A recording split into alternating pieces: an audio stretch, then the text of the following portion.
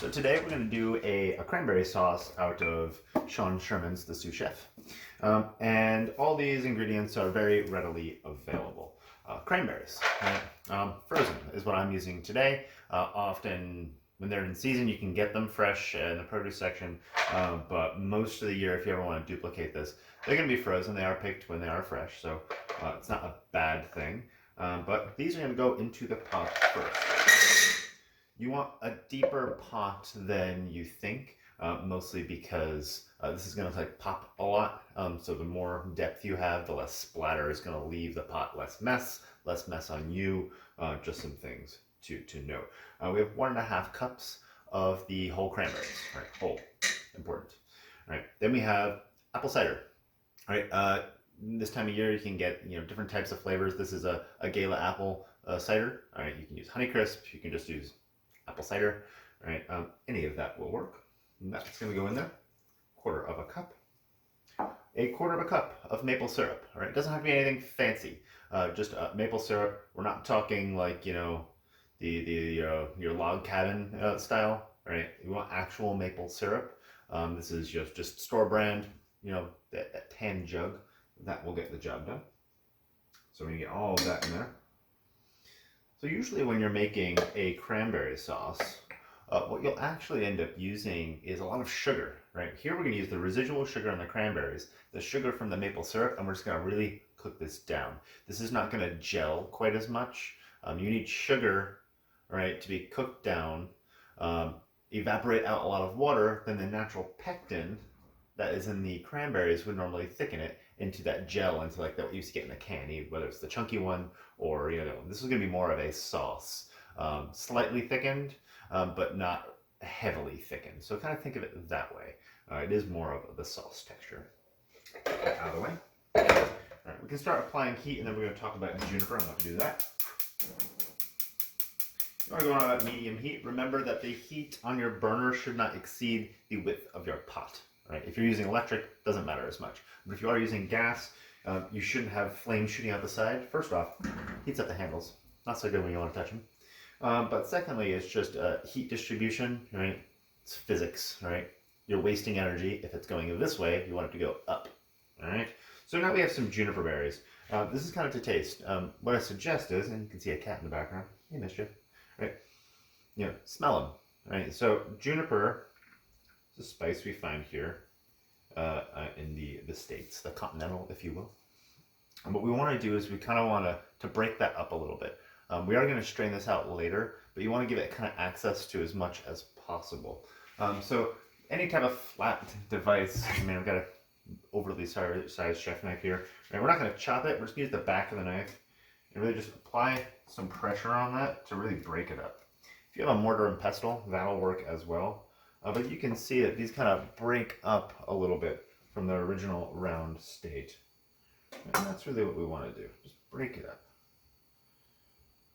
Right? And then smell it again. And you're really going to get the smell of the juniper in there, which is nice. It's easy to go overboard with juniper. Juniper is a major spice in a spirit. It's called gin. We don't use it a lot in the States otherwise, right? But it is something that can really add a nice background flavor. Right? You get the smell often like a lot of soaps, but just kind of keep that in mind. Overly large wooden spoon. This thing is huge, all right? But I like this one. Give that a quick stir.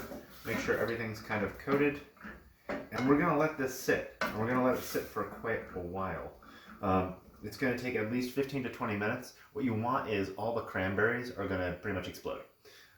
Gently. So we wanna do this at a lower temperature over a longer period of time. It'll also allow a lot of the excess liquid in there, right, from the cider to evaporate out. Will leave the nice subtle flavors of the apple. So we're just going to let this sit. If it starts really raging, lower your heat a little bit. It's good to be on medium, low. If it starts going too crazy, just knock it down too low. Right. In the meantime, make sure you're going to prep the following.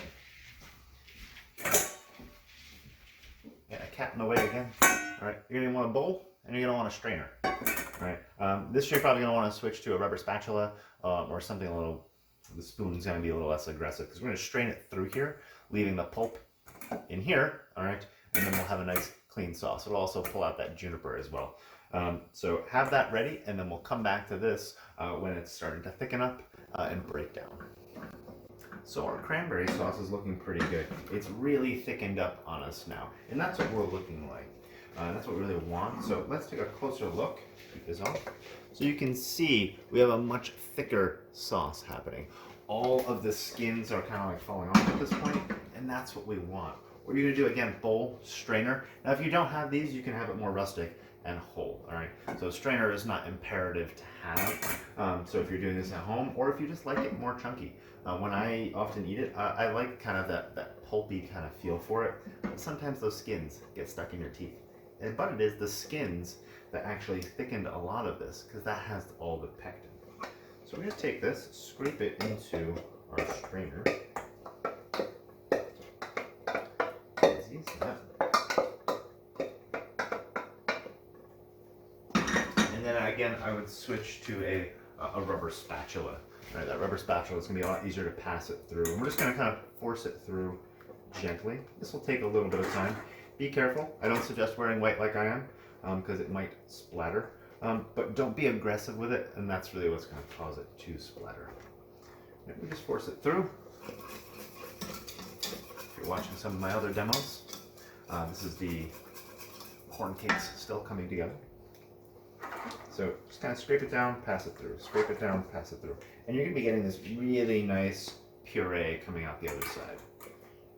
So just gently passing all of this through. Looking good. And you want to do this until it's almost dry, and you really just have the skins and seeds left over. And those can be composted. All right, really good compost there. What's nice is this dish is pretty environmentally friendly, because we're not using any refined sugar or anything.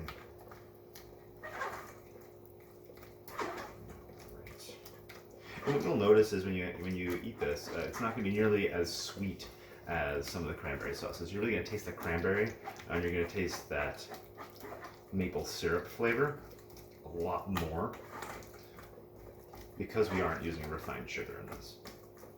You could also add a little bit of molasses if you want. I wouldn't go with like blackstrap molasses, that might be a little too dark. But if you don't have maple syrup at home, I would sub in about a quarter of a cup of brown sugar. Right, that'll give a little more of those darker caramelly kind of notes that we're looking for. So we're almost strained with all of this. Again, you shouldn't have much left over from what you started with. That should be in our bowl below. Now what's nice is you can serve this hot, you can chill it, right, and do it that way. If you chill it, you'll notice it'll gel a little bit. Just use a whisk, you can break it back up. You can also warm it back up as well. Right, so that's looking good. So all we have left over here is just this residual pulp, right?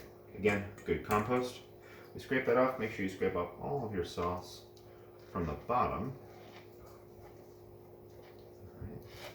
That's going to go to our compost bin.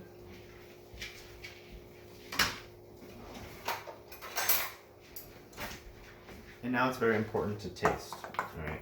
If you've got really good quality cranberries, you're using high quality ingredients, not a lot to worry about here. And I hear cats meowing in the background. There's a cat right around the corner. But taste it. All right. Salt, pinch of salt. Add that in. It should be tart. All right. We're gonna pair this with a roast turkey, so it's gonna bring a lot of acidity to the dish. And that's it, right?